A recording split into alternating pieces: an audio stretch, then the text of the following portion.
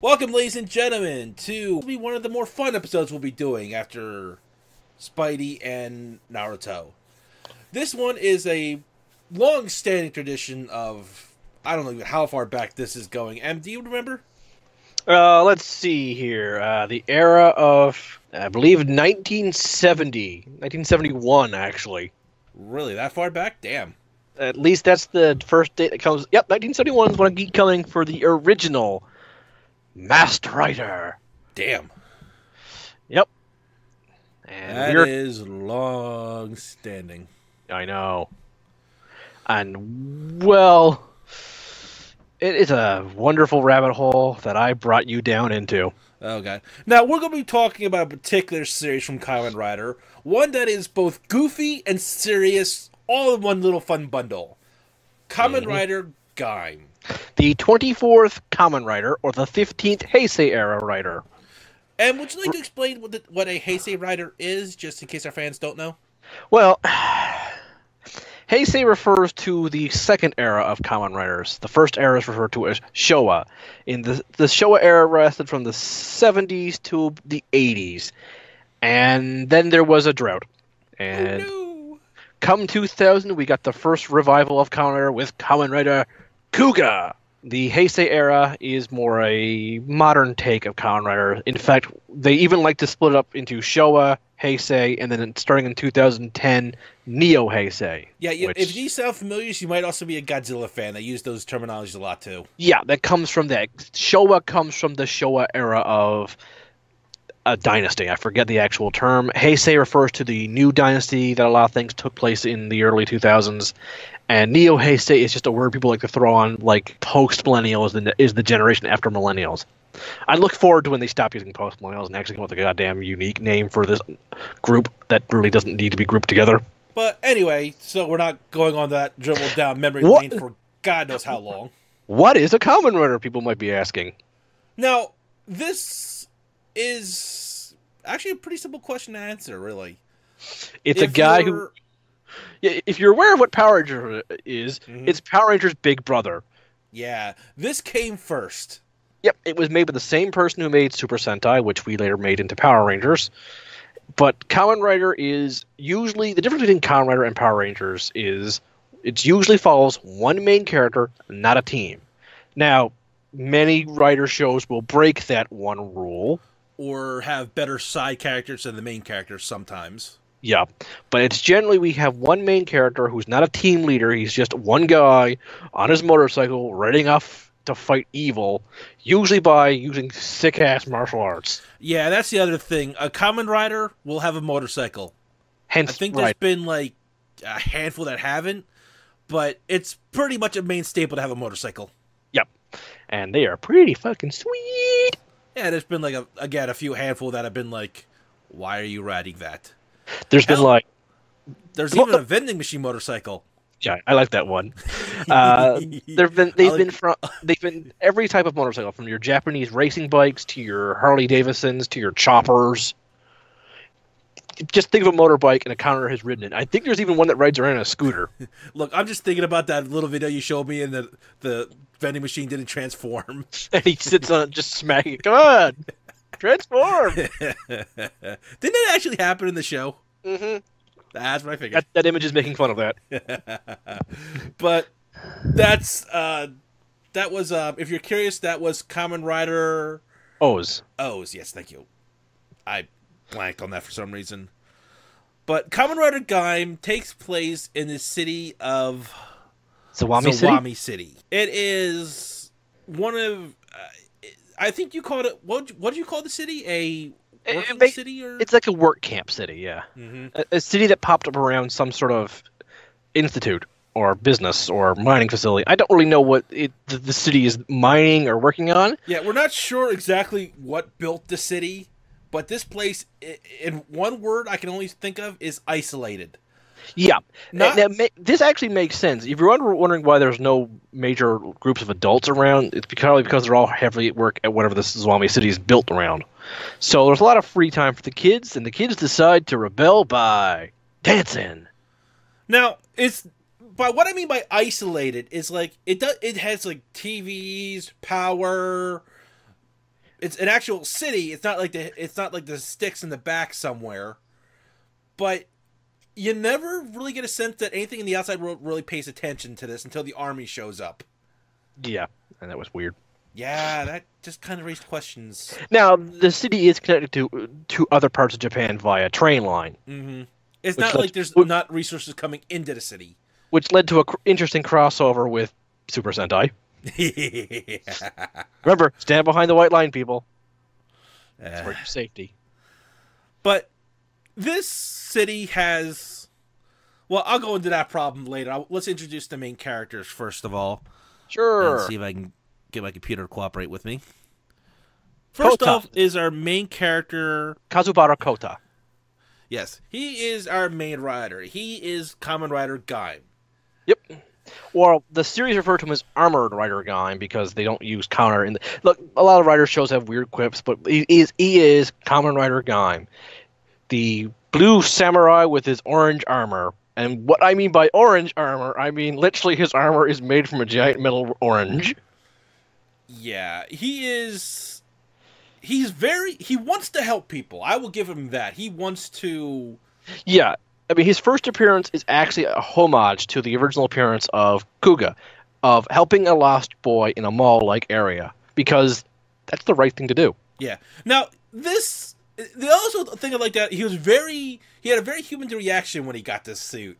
Because there's like this little homage thing of him doing all these like various things with the superpowered suit. Posing, transforming in his room in front of his mirror, just having fun, and when his sister catches him, he gets kind of upset and just flops on his bed in full armor.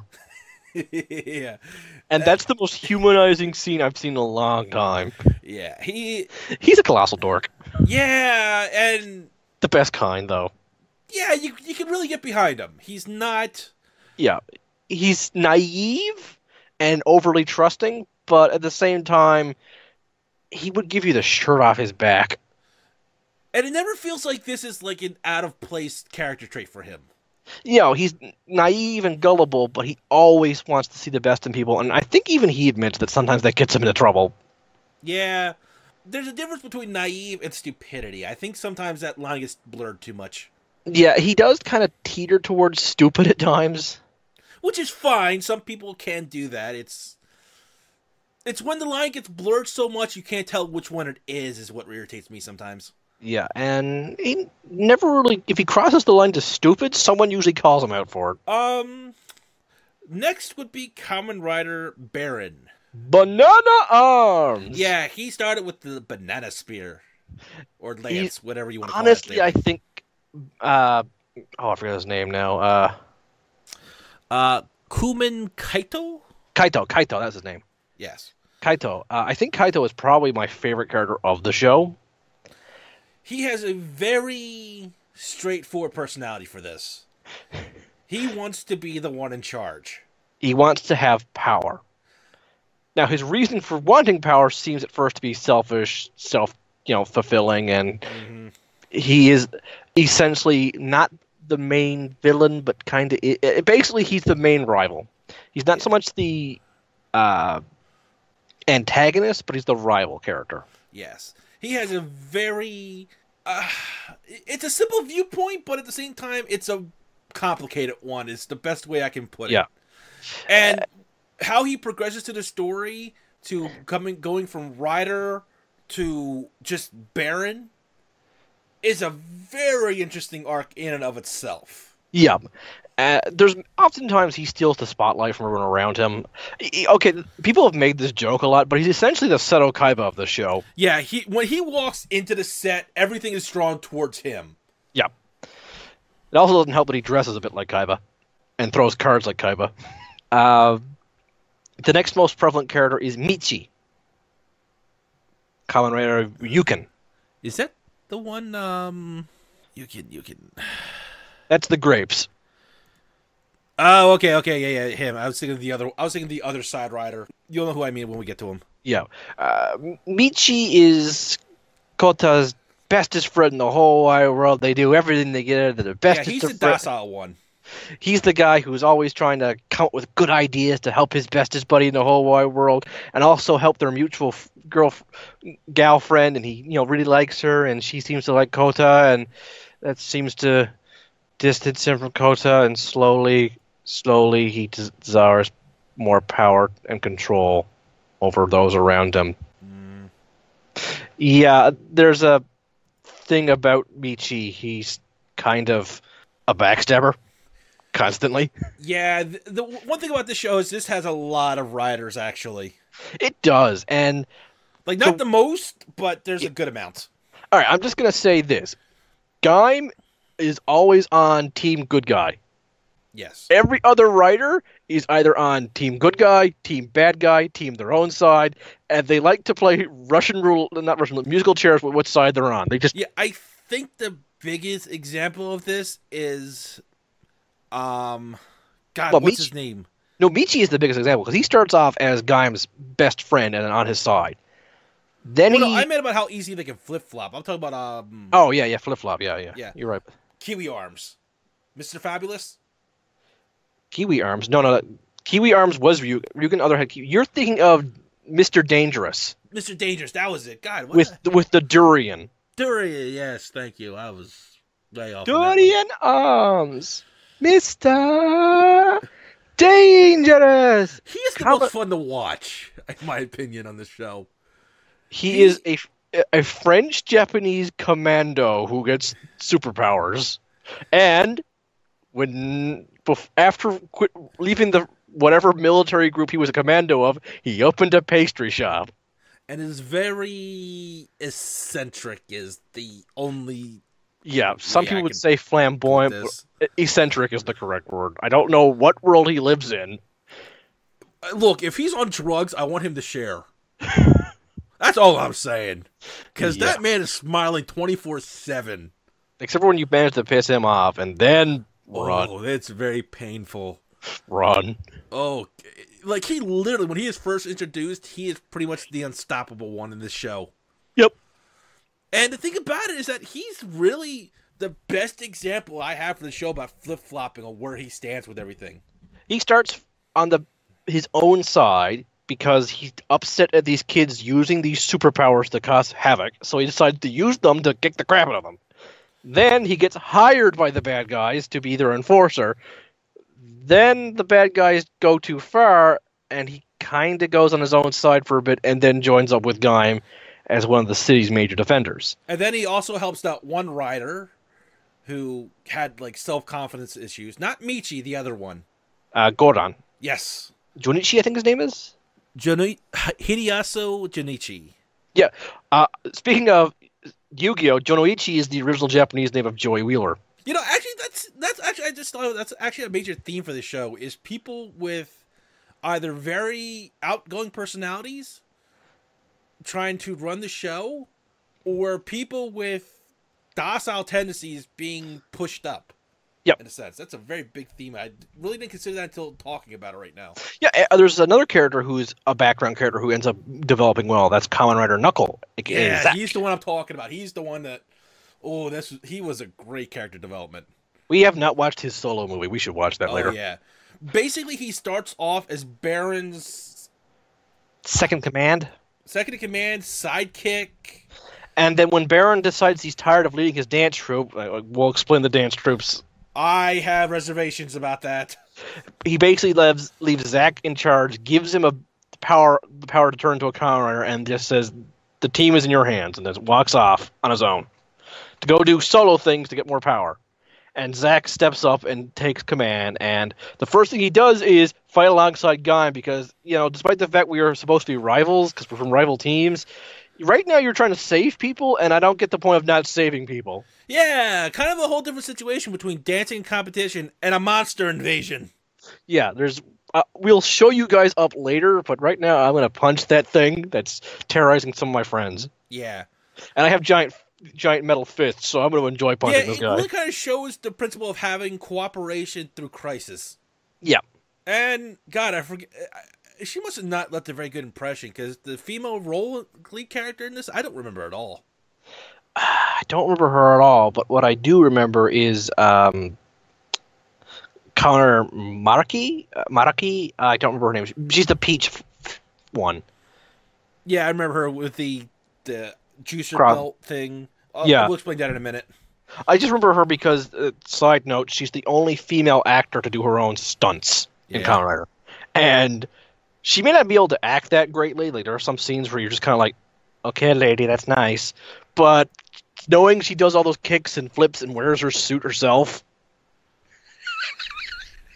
yeah, she's badass. But yeah, that's why we didn't like her. She's the one trying to redeem the guy that's trying to conquer the world. Oh, yeah. I hate that trope. Yeah, literally, she starts off fine, wanting to try and make her dance team the best in the city. Yep. Fine, admirable trait. She's not really trying to. She's not trying to cheat by put down other teams. She's trying to make her team better. Yep. She doesn't want to push people down to stand up. She just wants people to stand up on their own 2 feet. Right. Which is fine. Yeah. The problem being is that she focuses too much on this at times. And kind of doesn't see the thorns on the rose. No. I mean, we made comments about how Gaim tends to see the best in everyone, but he's still able to see, I should stop that man from destroying the city. She's just very confused by, these are our friends. We should be our friends' friends. Yeah, there's a lot there. That being said, she does call out some people at times. She's not like a complete utter doormat. Like, there are worse female leads in Kamen Rider. Yeah, there are. I can But agree with that. there are way better ones. O's is one of my favorite ones. Although they never explained the girl from O's enormous super strength. Genetic modification? She eats her vegetables? Yeah, if you're ever curious about that, just go look it up, because that is just... Yeah. But primarily what goes on in this city is that in the city of Zawami, this magical portal opens up, leading to a magical garden. Full of all these bright and wonderful fruit that look like Willy Wonka designed. Yeah, that looks like something that'll come out of his freaking garden. It looks like either a garden Willy Wonka has made from a genetic mutation, or this is where he stole the Oompa Loompas from. Yeah, that might explain the lack of gardening going on now. Yeah, it also would explain why the Oompa Loompas really live with Willy Wonka, if that's the place they come from. Yeah, I'd move too. Yeah. You want me to live in a magical garden full of candy, or this hellhole? Okay, I'm going for the servitude thing. Yeah. The fruit in this world, called Helheim, has very odd properties, such as if you bite into it, you turn into a monster. Yeah, and I don't know if you would have... Like, the first person Yuya, which was the first leader of the dance troupe Gaim was in, mistakenly eats it and is turned into a monster. It's implied that just looking on this fruit without one of the Rider henshin devices, henshin means transformation, causes you to be enamored by it, and it looks so delicious and tasty. I think I'll try a bite of this mysterious purple fruit. Chomp. But if you're wearing the henshin device and you pick up fruit, it turns into a lock seed, which is used to create your Kamen Rider armor. Yeah, just to explain this, it actually does look like a bicycle lock. Yeah. There's just... That's one of the weirder things this fruit does with the belt. Like, ignoring the fact it transforms you into a superhero, a fruit turns into a lock. Yeah, it goes from a squishy organic fruit to a metal lock. Now, the lock also has two distinct properties. Combine it with a belt, you turn into a superhero. Open the lock on its own, you summon a monster like Pokemon. Yeah, it summons one of the things that have eaten the Helheim fruit, and they are somewhat servient to the person holding the lock seed. Yeah, it's not quite clear on that one, and we'll explain that in a moment. Yeah. But the belts are manufactured by the city's main company. I forget the name of it. If you could look it up for me real quick, I'll explain this. I'm sorry? But Yggdrasil. Thank you. But they refer to it as Yggdrasil. Yes. And so that already leads to a connection between the two.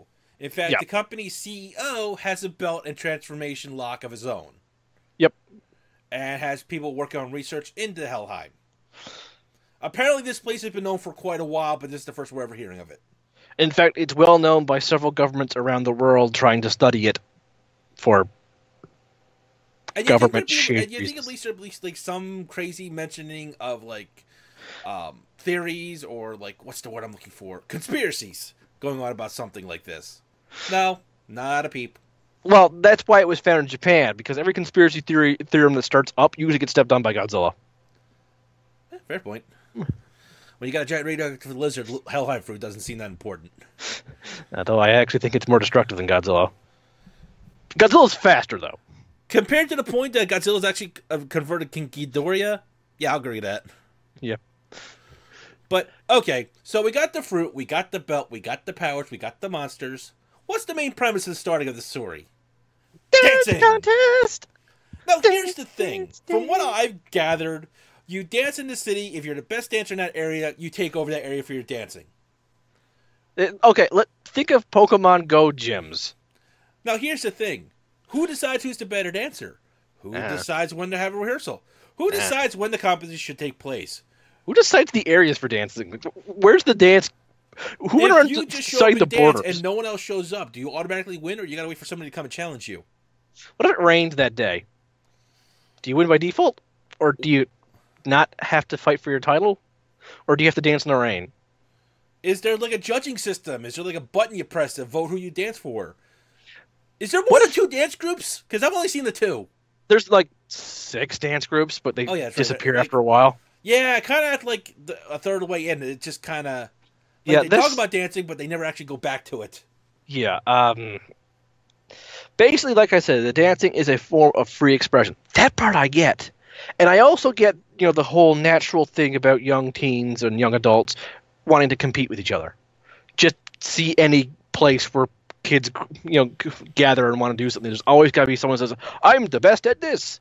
That part if you're doing that just to have a fun competition and boost your morale and make yourself better, fine. I'm all on board. Go for it. But they treat this like greaser-style street war dancing. And like I said, there's no actual set rules for this. They just show up, dance, and some magical things. You'll... Like, I'm waiting for like some divine spectacle. You shall now control this area. Whoa. And remember how we mentioned if you have a lock seed and you open it, you summon a monster? Well, they go from dancing to having lock seed fights as if it's Pokemon. Yeah, and they don't explain the rules about the monster fights. It just happens like, oh, monster, kick their ass. It's like, and then all of a sudden, oh, we'll have a monster, and then it turns into a Pokemon fight. It's like, you want to set some ground rules? Like, it went from 1-on-1 to guy just showing up and opening 5 lock seeds and winning. Yeah, I'm like, anybody want to call foul or like? And if you drop your lock seed, you lose control. But is that legal or illegal? And then people get Kamen Rider powers, and they can fight the monsters better than the monsters can fight each other, and they start winning that way and getting points and territory. So other Kamen Riders show up to fight Kamen Rider. When the monster's still going on a rampage, where the fuck are the goddamn police? Well, they hand waved this because they gave the lock seeds and the belts to the kids. This is the company did, so the kids could run unsupervised tests for them. No, I understand that they're using the kids for testing the lock seeds or all that other fun shit. But it's also at the point where I'm questioning. I'm looking at this. I can't understand. Someone didn't call the police, regardless, or every police shows anybody trying to get help. Every police officer is being paid by the Yggdrasil company. I can believe that, but there's still somebody's going to try and intervene. And not a single one, has a moral compass. They hired the most, easily manipulated by money people to be police. Yeah, I want to know where they found these people, because this is useful information to have. All the bad apples from U.S. police that keep jumping from police forces from police force. Yeah, sounds about right. All I'm missing is just one of them to start, pepper spraying one of these Japanese kids for not being white, and he's like, "You work in Japan now." I mean, it's like you see the guy just it's like, ha, we pull out our Loxy Buster. Ha, I pull out 5. Wait, what? This doesn't seem right. This is ah. Also, they start gambling for lock seeds. Yeah, the new gambling ring just opened up down the street. Nobody gives a shit. Meanwhile, we give a shit about it being done online. And Japan has a huge anti-gambling situation going on. Yeah, it's just getting... Like, I get there's a progression of what's popular and going on in the city. I can understand that. Yep. But even Yu-Gi-Oh! To Pokemon to whatever the hell else we're doing nowadays, there were set goddamn rules. Granted, Yu-Gi-Oh! Changes rules every 5 minutes, so I don't understand it anymore. Link summoning. What the fuck is link summoning? Pendulum summoning. I don't know what that is either. Look, how much HP you start off with? What cards I can use in tournaments? Like, granted, it's all changing like every 5 goddamn minutes, but at least there's set rules. I can go online and look it up. Yeah. Oh, and we forgot to mention the best character of the show. The DJ who hosts and broadcasts these dance competitions. DJ Samura! The guy who seems to know everything that's going on and yet knows nothing about what's going on, all in the exact same scene. It also knows everything that's going on. Yeah. I don't... He is a wonderful, confusing enigma. Yeah, it's just... He's glorious. He's entertaining. He gives the show energy. I love that guy. I feel like he should be the guy trying to explain the rules and, like, it gets pushed aside at some point. It's like he gets distracted by himself. Yeah. That's a good way of putting it. I just thought it would be a good joke when he starts trying to read the rules. He gets pushed out of the way for the actual competition. Like, nobody's listening to this at all. Yeah. Yeah. But like, he's that great big voice that should be coming down from the sky saying, "You now control this area. Have at it. Woohoo!" Only in more of a DJ hip-hoppy kind of way. Yeah, I can't imitate that well. I can do the body language, but I can't do his words. No, you have to see it to believe it and get entertained by it. I love that guy. He's very energetic to it. Yep. And that's another thing. There are underground pirated radio DJ broadcasts of these dance competitions as monster fights. Yeah. And then rider fights. And no one... I just don't even... There's just no real clear explanation on what they present as a competition on how it's regulated. Yeah. Like, if this were to happen in real life, if there was supposed to be like a street dancing gang, they would have like a rule system that like, oh, the people on the street decide who dance better. Or something like that. Like... And basically, me and Soul are in rival dance teams, and Soul challenges my group to a dance competition, and I roll up in a tank and say, "Yeah, I'm defending. This is my new dance move. It's aiming a tank barrel at you." And then I go get a nuke. And then I get a bigger nuke. And then I get more nukes. And then I come in wearing a physical nuke as my own body armor. And then I just go get Godzilla and this facade. And then I come back as a Super Saiyan. And then I just go home. And then I dance. Oh, now you can dance. Well, yeah, I'm able to dance without you trying to take my territory. Yeah, because you kind of feel like they lost the point of the dancing at some point, don't you? I think dancing gets mentioned like once after episode 30, and this is like a 40 to 50 episode show. Well, the only person that seems to keep bringing up the dancing is the girl, really. Yeah, because that's what she just liked to dance. She did it as a form of expression. At all, but have some awareness to the situation, girl. Yeah, I mean, eventually the Helheim forest starts corrupting the real world, growing in the real world, slowly going to envelop the entire world. The thing about Yggdrasil is they've realized, this spreads pretty fast. We should study it. By our projections, it'll take over the entire planet. Shit, we should, make some way of stopping it. That's what the belts are for, and that's how they make the lock seeds. They found a way of using the power of Helheim to fight Helheim. My biggest question is, all right, you've got all this research. Why are you letting kids run some tests now?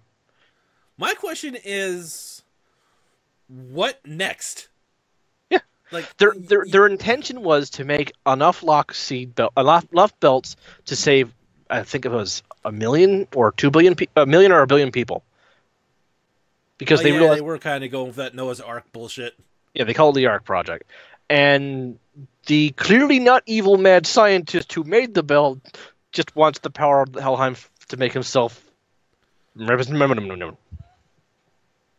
Yeah, he kind of did have that... he kind of reminded of Hojo from Final Fantasy VII.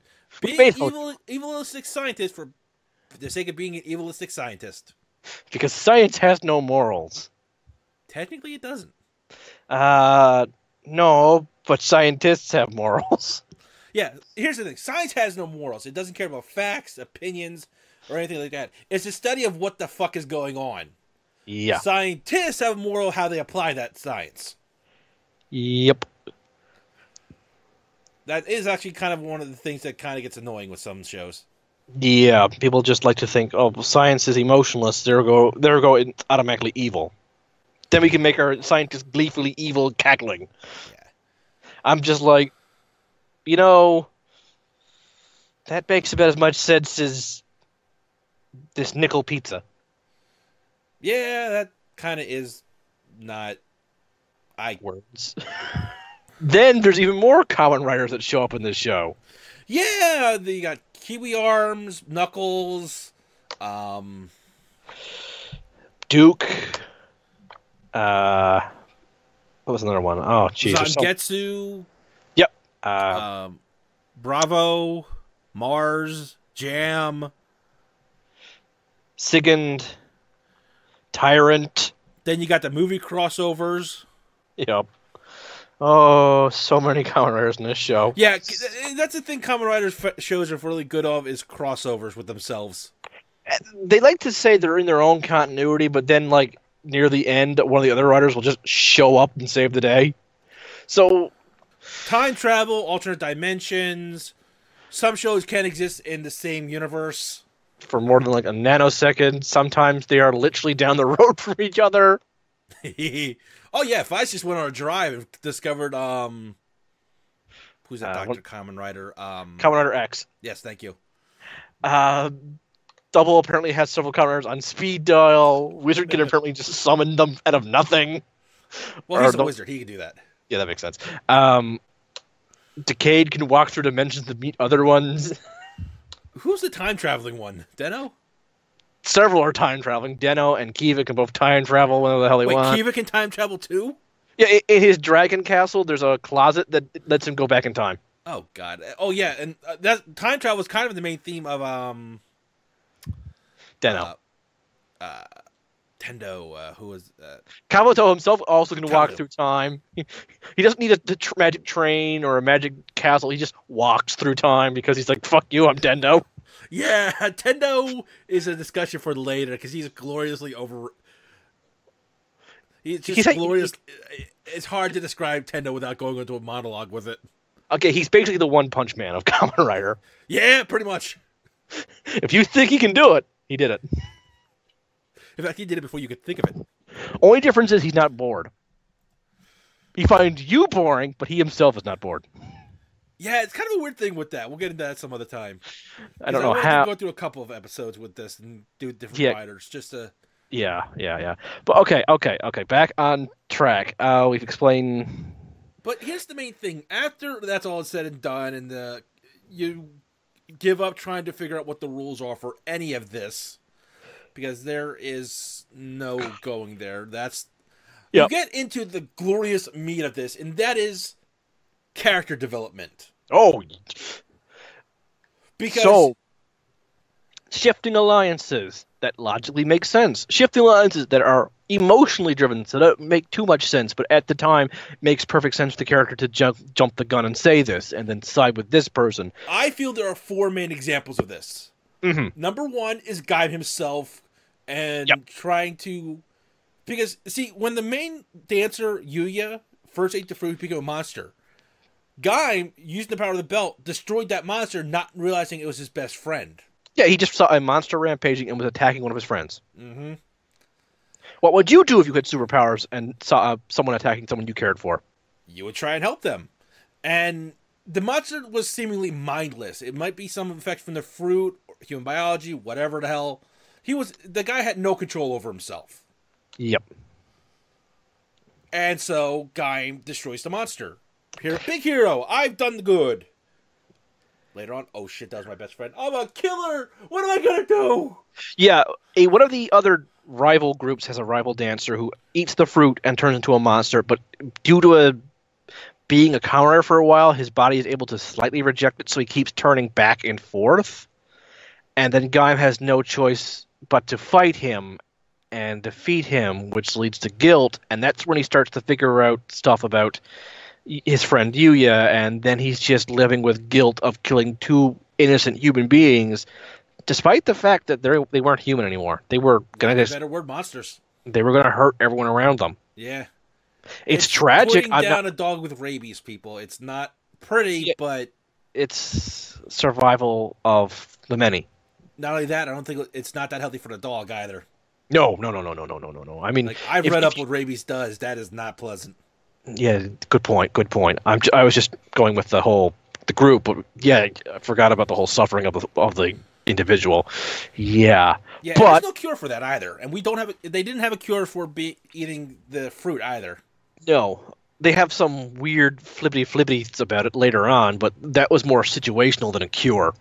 Yeah, but Gaim logically and respectfully suffers from that guilt of killing two people innocently.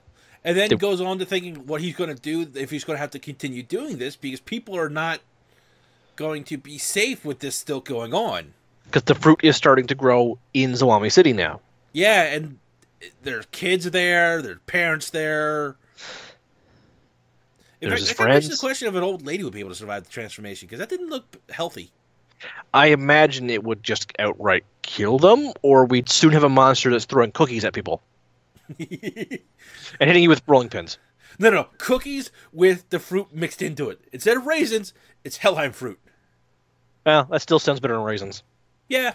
There you go, my pretties! Side tangent, if you're that monster who bakes raisins in his cinnamon rolls, I want to punch you. Now, if you do that and then tell me, by the way, there's raisins in these cinnamon rolls, I won't punch you. But if you just hand me cinnamon rolls and there's no raisins on the outside, and I don't know there's raisins, and I bite into it and it's like, oh god, raisins, I'm going to punch you. Warn people about those things. They're like landmines. The other character I think had great development was Knuckles. Yeah, Kamen Rider's Knuckles, aka Zack. He has a short character growth, but it is glorious. First of all, he feels betrayed by Baron. Yeah, just up and leaving. Pretty much, yeah. Baron never really gave him a satisfying answer to why he's leaving. Yeah, but if you follow a guy for a while and all of a sudden he just walks off. Successfully following, by the way. Like, this group was dominating. Yeah. And then he kind of realized, at first he kind of tries to lead the same way that Baron did. Yep. Kind of by force and being the best. But that's once the monsters start attacking and he sees a better position to not... He still wants to be the best. That is still one of his motivations, which is fine. Fair. Yeah. Being the best is a good motivation for improving yourself. I won't argue that. But like I said, when the monsters start attacking, he puts that aside for the greater good of the people. And he didn't really fight the monsters for fame at all. No. Although he was kind of enjoying some of the fights. But you can enjoy doing it. Like, some police officers enjoy being police officers. Exactly. Like, doing their job properly. Yep. So I don't see a problem with him enjoying the fighting. It's like, I mean, martial arts enjoy sparring. They're not out to hurt anybody. They just want to see how good they can get. Pardon my yawning, people. Yeah. But that's just how it is. He progresses into that. And then when Baron, plot spoiler, or something, Baron becomes one of the Helheim Lords, one of the higher evolutions of the monsters from Helheim. Yep. And he starts invading the city. Well, Zack realizes what's going on, plants an explosive to try and get rid of Baron, basically stabbing someone he's looked up to in the back to preserve the city. It doesn't go well, but he at least is trying to do the greater good by removing a huge threat to the populace. Yeah. And he's even torn up about it. You can tell he's thinking about not doing this at all, regardless. He almost doesn't for a bit. Yeah, he struggles with it, but in the end, he puts the greater good above his friendship. Granted, Baron was going completely AWOL at this point with the sense. Yeah. And Baron was actually an interesting character growth as well. Baron is my personal favorite character, and he starts off like just being a big bully. He starts off, like you said, originally like Seto. He is just the All eyes on me. Yeah, all eyes on me. Pay attention to me. I am here to be the best. Either bow down or step off. And to a degree, that doesn't change. Because, as I said, whenever he shows up, all eyes are on him. Yep. That has not changed. No. The reason for all the eyes on him has changed, which is part of his character growth. Yeah, he starts off as, like I said, just a bully who wants power. And you're like, okay, why do you want power? And it turns out it comes from the whole lack of, he doesn't like being powerless, and he hates that people with power bully people with power. So he's becoming a bully to gain power, to then basically beat up those who abuse He's trying their to power. be the bully to the bullies. Yeah. And he really comes down to the whole that he's sick and tired of grown-ups and people with power just doing whatever the fuck they want without caring about those they step on. Which is And ironic in a sense. I know. He's basically becoming the monster he hates, but his intentions are to use these powers he gains to then destroy that system of how humanity and the world works. I like that idea, but I don't know how the hell it would work or what would come after it. Good effort, but I think you need to plan the afterthought. Which, to be fair, he is a kid in a sense. Like he's not an adult yet, so he's not going to have. When he becomes Baron, he is very powerful, and he's got Helheim listening to him. Yeah. In a sense, he could have been the one to stop Helheim in the process. Yeah. But rather than tell Helheim, hey, stop invading, hey, come on through. Come on. Doors this way. Let's go, people. Follow me to victory. Yeah, pretty much. He's guiding this army without a second thought. Yep. And even then, Gaim has still struggles with trying to fight him. Yep. Which is cute and innocent in its own way, and then he becomes God. I'm not kidding, people. This is kind of what happens. Yeah, it's kind of weird. There's very weird. Whole weird thing with the Helheim fruit, mythology, him taking his girlfriend, turning to gods, and leaving. Taking Helheim with it. We must go now. Our planet doesn't need us. Yeah, pretty much the reason I think Helheim was invading was it was running out of resources or something was going on. It was I don't really remember why they left. That part was just like, when that happened, my brain decided to just, walk out for a bit. Yeah, when your main characters pretty much turn into gods and just go, it's over. So yeah. You kind of just shut down on that. Yeah. You're like, that was a thing. Okay. Now, that's really all we can really say about this. So I just want to take the last 15 minutes about and talk about Kamen Rider as a whole. Because this is a glorious legacy is the word I want to use. Yeah, legacy is the best word for it. I mean, and part of the best legacy is the costume. Oh, yeah, do you want to say 95% of these suits are amazing that you just fantastic. Like, you kick the crap out of a lot of DC and Marvel designs. Yes. I mean, there's always that 5% you're going like, I would never wear that. That is hideous. You could not pay me to wear that, or you look at it and goes, how does that work? Or how are people just not laughing at you on sight? Yeah. And even the monsters, for being on a budget half the time, are well designed. A lot of people complain that Counter tends to reuse suits. Gaim did that a lot. They used to take like one monster, take the head off, give it a slightly different head, give it a different repaint. Boom, new monster. I still think the sword from Ghost is one of the swords from Gaim. It might be. I'm not arguing that. No, I'm not saying. I'm just saying like that's. It's definitely a similar design, so I'm not arguing about that. But I'm just saying like it's just I don't care. I think it's fine. I'm just saying like, that's ingenious use of previous props. Yeah, there's nothing wrong with budget. Oftentimes, budget can lead to interesting, ideas. Famously, I think it's called a bottle episode, like where the characters have to stand around and talk because they couldn't afford to do any action scenes that day, or there wasn't enough money for certain other things, and it leads to character growth. Yeah.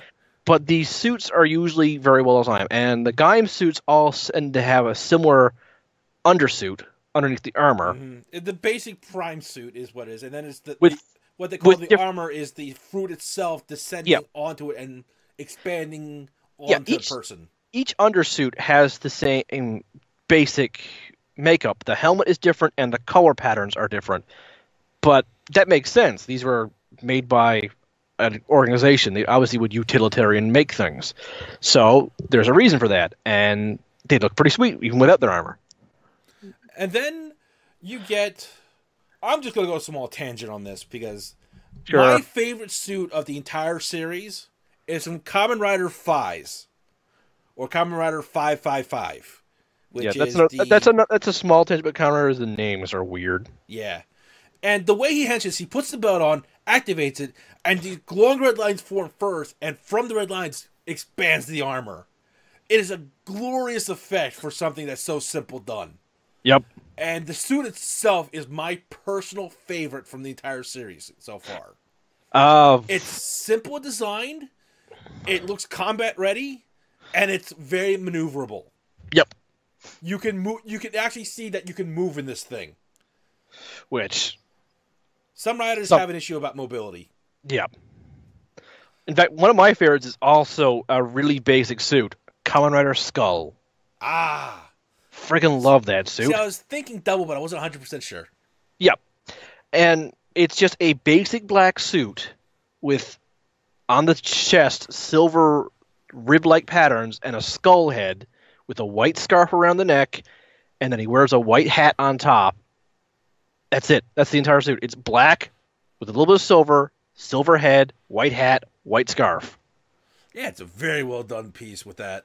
It's an homage to what was made before Counter, which was called Skullman, a manga created by the Counter creator that later on was developed into Counter. So it was basically a modern take on Kamen Rider's father.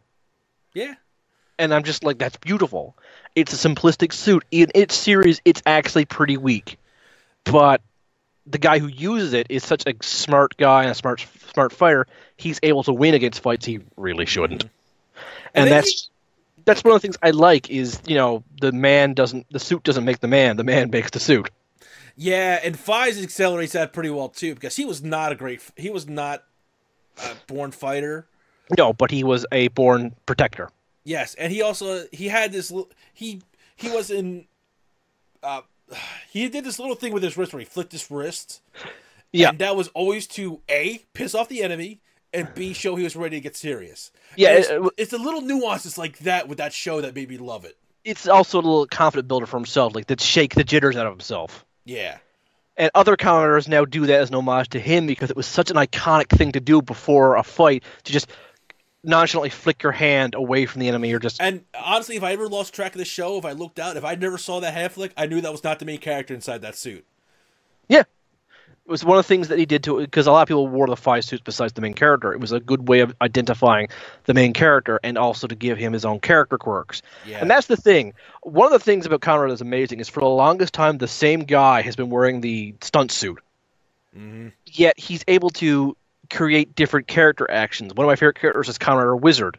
He has rings on his hands that are pretty big and pretty fragile looking, so he can't punch. So whenever he was Wizard, he spent a lot more time doing flicks and kicks and slashing with his sword like a fencer would to keep people away from his hands. It was all very showmanship. It was basically like a wizard would fight, like a stage magician would kick the crap out of you with. And then the next year, he was Gaim, which was very samurai heavy with two swords. Oh, yeah. Slow, heavy armor. Full props to that gentleman for pulling all that off, though. He is and he's also usually the Red Power Ranger. Really? Yeah. Damn. He does a lot of Power Ranger stuff, too. So he's got to portray two different characters a year.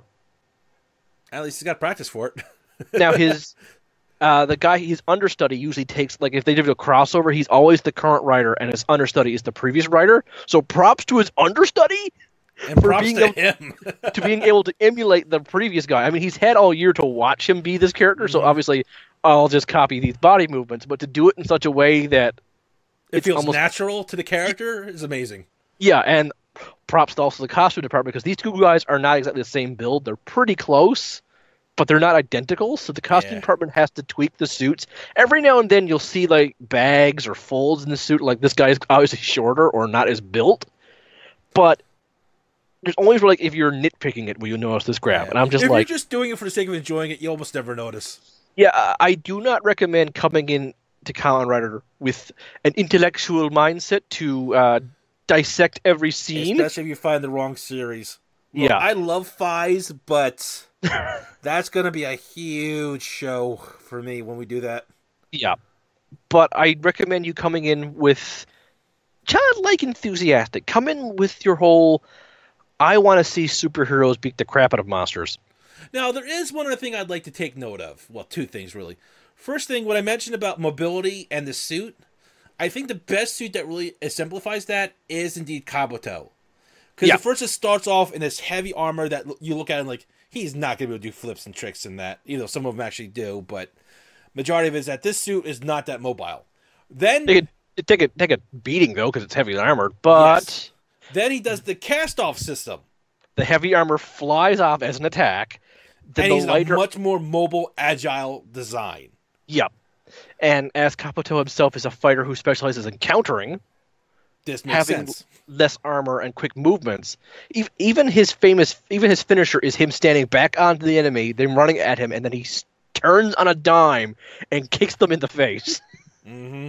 It's brilliant to watch without the special effects, but then you add the lightning effect to his foot, and you watch that foot collide with a monster in the face, or even a dive-bombing flying monster coming down like, I'll get him from this angle.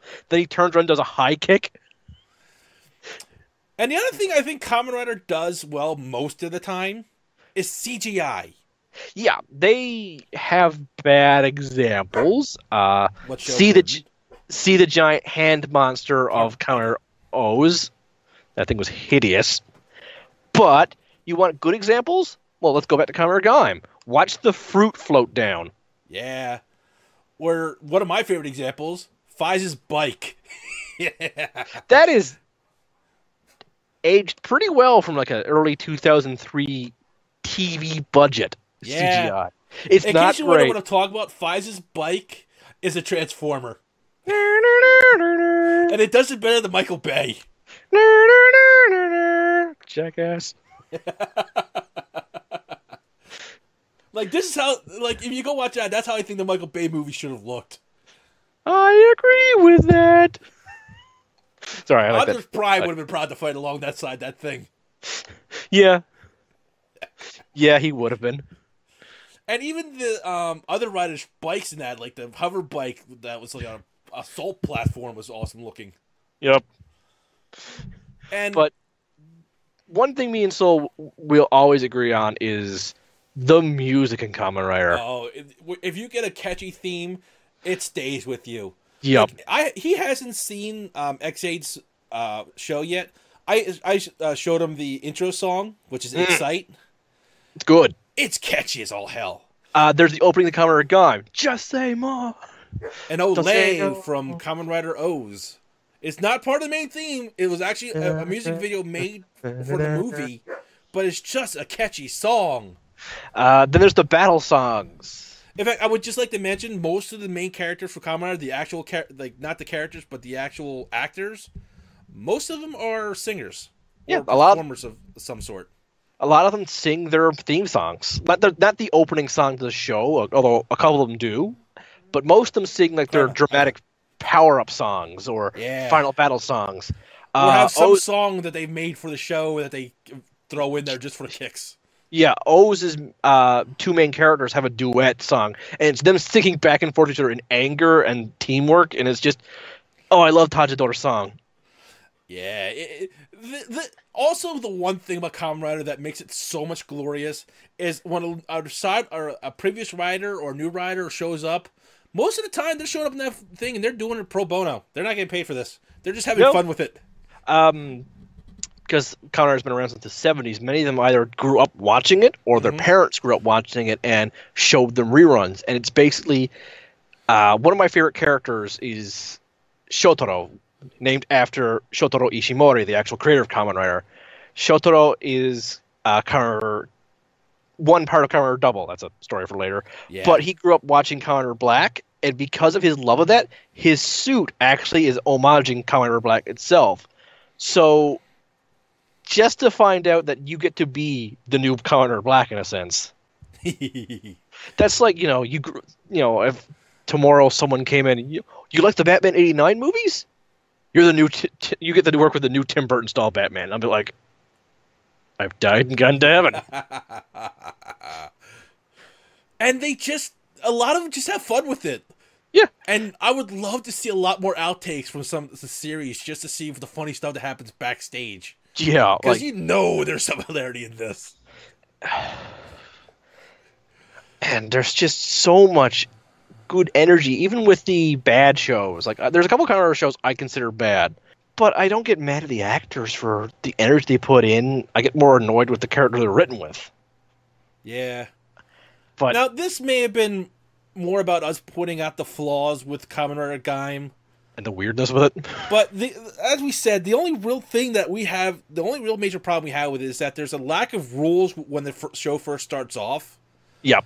And some of the characters lack their defined growth.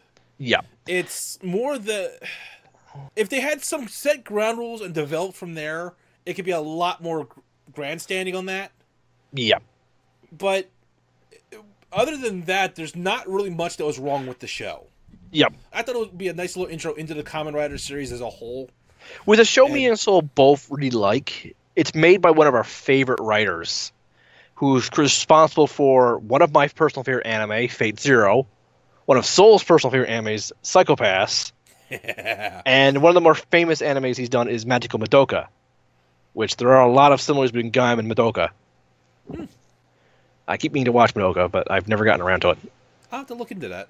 Yeah, I think it's on Netflix. But it's just, as I said, the Kamen Rider series as a whole is such a great monument because I think there's a series for everyone as of yet so far. Yeah. And if not, there may come one down the road that will be to your taste. But if you look at the beginning and go down the line, I guarantee there's at least something in there for everybody to enjoy and come together and discuss this great. As I said, it's a legacy. Yeah, it's like I said, the early 70s. Yeah, it is a glorious, grandstanding legacy that has earned its place as a top superhero show. It is essentially Japan's greatest superhero group. Yes. It's not the Sentai. It's not Ultraman. It's not whatever anime is being done right now. It's not Godzilla. Godzilla's not a superhero, people. No, I will get into... Godzilla... It's a reluctant hero, at best. Yeah. Kamen Rider represents everything I love about superheroes. It represents, just because your powers come from a dark place or an evil person, does not mean that you yourself are an evil person. And that was Ishimori's... Ishimori did a lot in his early work, which was evil organization or evil person kidnaps someone and gives them superpowers to be their evil lackey. That was the original Kamen Rider. And their innate goodness, their innate sense of justice was like, no, I'm not going to do what you want to hurt people. I'm going to protect everyone I can. Mm-hmm. And that sounds way better than most... Like, I like the Marvel movies, but that does not feel as much heroic as... The Marvel heroes are not as heroic as that. The DC ones are nowhere near as heroic as that. Oh, God, no, please. Let's get away from DC movies, please. So I'm just like, that idea alone may seem, oh, that's pretty hokey and old-fashioned thinking. Maybe we need more of that. Yeah. Kamen Rider brings about the hokey, and some of it is rather bland at times. I can't argue that. Yeah. But we don't like every Kamen Rider. Oh, God, no. There are some Kamen Riders And Kamen Rider is not always childish. Look at Counter Amazons. Yeah. That's a show for later. But as I said, there's something in it for everyone. Yeah. And if you can find something you like and dislike, and you are a person that can discuss it like a civilized person, Kamen Rider will welcome you in with open arms and take your criticism, your hopes, your views, and accept it all for what it is. It's just that. And like I said, no amount of words I say can praise this series well enough, in my opinion. I bring but one warning. Beware the toy market. Yeah, that you better be rich if you want to afford all this shit. Or enjoy skipping meals. Yeah, or never eating again. I am that nerd who collects Japanese import I toys. And collect a few small things, but Soul has seen my collection. Yeah, I got a small collection myself, but that's nothing compared to what he has. I have at least 40 Kamen Rider figures. But I would like to make 2 announcements before we close off. First off, concerning what the next episode will be, we already previously just mentioned him. We'll be talking about the King of Monsters himself, Godzilla. Mostly in revenue of the previous trailer seen for the new Godzilla movie, Godzilla King of Monsters, coming out. Wait. King Kong is the King of Monsters. It's in his name. Fuck you. Yeah, fuck him. I will discuss that also in the next episode because fuck King Kong. He shouldn't even come to Godzilla's knee. I think he's even smaller than that, but that's personal opinion. Yeah, it depends on the Godzilla sometimes. And the next thing, I have yet to come up with a title, but I would like to discuss it. But it's not really a waste of potential. Is that one of these episodes, maybe before or after Godzilla, we'll be talking about one of my favorite RPGs, Chrono Trigger. Wait, so is that where the triggering comes from in her name? Possibly. So, till then, folks, have a good one.